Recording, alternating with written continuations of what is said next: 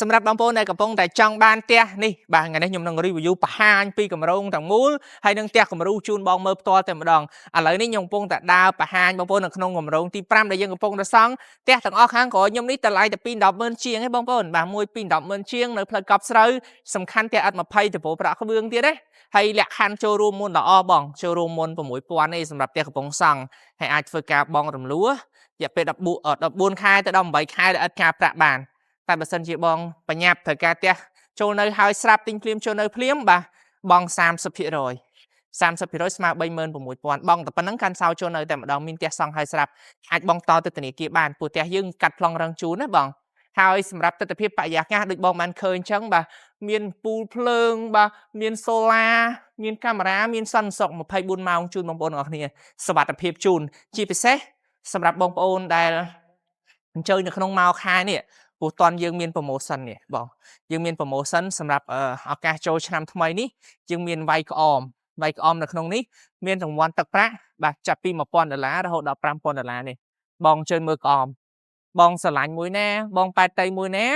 បងអាចអញ្ជើញមកមើលបានបាទក្អមនំសំណាងនេះមានរង្វាន់ច្រើនហើយនេះបងប្អូនបាទបន្ទាប់ពីនេះហើយខ្ញុំចង់ឲ្យបងប្អូនឃើញទិដ្ឋភាពបរិយាកាសហ្នឹងគឺបាទយើងធ្វើផ្លូវចាក់ទៅប្លុកថ្មីទីតាំងថ្មី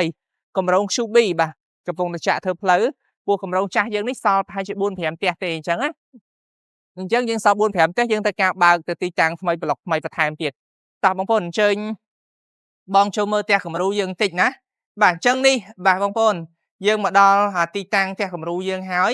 អញ្ចឹងបងប្អូនអាចមើលបានហើយកន្លែងនេះបងប្អូនអាចចតឡានបានដល់តែ2គ្រឿងអត់ខ្វះទេបងប្អូនអាចចតឡានបាន2គ្រឿងតឹមគ្នាតែម្ដងអត់ពិបាកទេព្រោះយើងមានទលាយហើយបងប្អូនអាចមើលសួនបាទមើលសួនច្បារយើងក៏រឹតតែធំទលាយស្អាតបងប្អូនអាចរៀបចំអាចឆ្នៃតាមតម្រូវការតាមចិត្តរបស់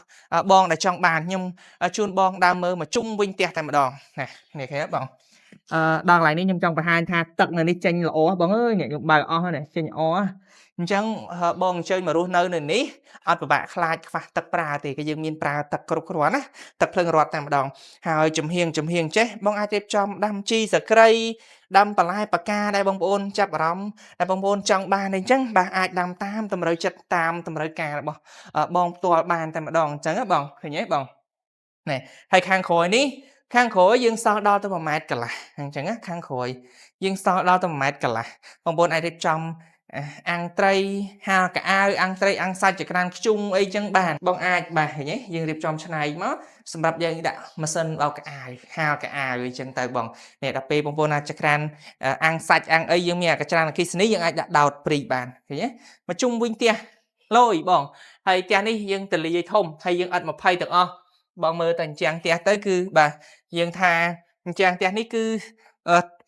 ក្រាស់រឹងមាំតែម្ដងដូចមនុស្សហាត់សាច់ដុំអញ្ចឹងណាក្រាស់រឹងមាំខ្លាំងតែម្ដងបាទអូបាទនេះរៀបចំសម្រាប់ចូលឆ្នាំថ្មីគឺ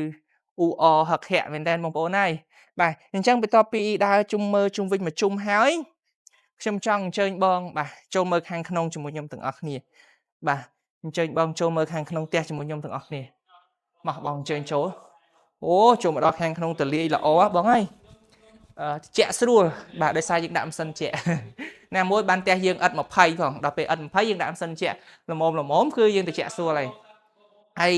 នៅក្នុងនេះបងហើយនេះមើលគេថែមជូនចម្រឹងដែកទាំងអស់យើងមានចម្រឹងដែកយើងមានអីអញ្ចឹងបងប្អូនណាអញ្ចឹងការពារសុវត្ថិភាពពេលដែលយើងអត់នៅផ្ទះមួយថ្ងៃពីរថ្ងៃមួយទឹកពីរទឹកយើងសុវត្ថិភាពអត់ខ្លាចមានបញ្ហាមានសន្តិសុខមានអីច្រើនបងប្អូនមើលផ្ទះស្អាតទលាយសាច់ផ្ទះនេះ7កន្លះ11បងសាច់ដី10 20បានបន្ទប់គេង4បន្ទប់ទឹក4នេះឃើញទេនេះយើងដល់ខាងក្រោយនេះបងហើយជាក្រានបាយយើងថែមជូនខាងក្នុងថែមជូនមួយឈុតខាងក្រោយបានមួយឈុតទៀតបងឃើញទេបាទខាងក្រោយបានមួយឈុតទៀតអញ្ចឹងបាន2ឈុតចក្រានបាយអញ្ចឹងបងស្ត្រីនារីអីដឹងទៅពេញចិត្តពេញថ្លើមខ្លាំងតែម្ដងសម្រាប់ចក្រានបាយនេះទលាយមានទាំងខាងក្នុងមានទាំងខាងក្រោយហើយរឿងដែលសំខាន់គឺខាងក្រោមបានបន្ទប់គេងមួយបងនេះខាងក្រោមបានបន្ទប់គេងមួយនេះឃើញទេបងបន្ទប់គេងនេះសម្រាប់យើងមានសមាជិកក្រុមគ្រួសារបាទអញ្ចឹងពិសេសឪពុកម្ដាយចាស់ៗគាត់អាចគេងអាចសម្រាកនៅខាងក្រោមបាននឹងអញ្ចឹងគាត់អត់ពិបាកឡើងទៅលើនាំតែចុកដៃចុកជើងអីទេបងប្អូនណាគឺគាត់អាចនៅក្រោមបាននេះឃើញទេអញ្ចឹងបន្ទាប់ពីមើលខាងក្រោមហើយ vàខ្ញុំជូនបងឡើងទៅមើលខាងលើវិញម្ដងតើមានអ្វីដែលពិសេសមានអ្វីដែលគួរឲ្យតាក់ទាញចាប់អារម្មណ៍បន្ថែមទៀតដែរឬទេអញ្ចឹងណាហើយពេលដែលយើងឡើងនេះបងចដាគឺចម្រេលស្រួលមិនថាក្មេងចាស់ប្រុសស្រីប្រកាន់ដៃក៏រឹងមាំជាប់បានល្អជាប់បានយូរណាអញ្ចឹងយើងឡើងមកដល់ចំណុចថងនេះបងឃើញបាទកន្លែងនេះយើងធ្វើមានប្អួចចេញចូលមានពលឺចេញចូលគ្រប់គ្រាន់ចេះធ្វើឲ្យផ្ទះយើងភ្លឺចិញ្ចាស់ចិញ្ចាំងខ្យល់អាកាសពលឺចេញចូលគ្រប់គ្រាន់ផ្ទះអត់ស្អុះស្អាប់ហើយក៏អត់ធំក្លិនដែរអញ្ចឹងបងឡើងមកដល់ខាងលើបានបន្ទប់គេង3ទៀតនេះ1 2 3យើងជួបមើលបន្ទប់កូនប៉ៅមុនសិនបាទនេះអាចថាជាបន្ទប់កូនប៉ៅ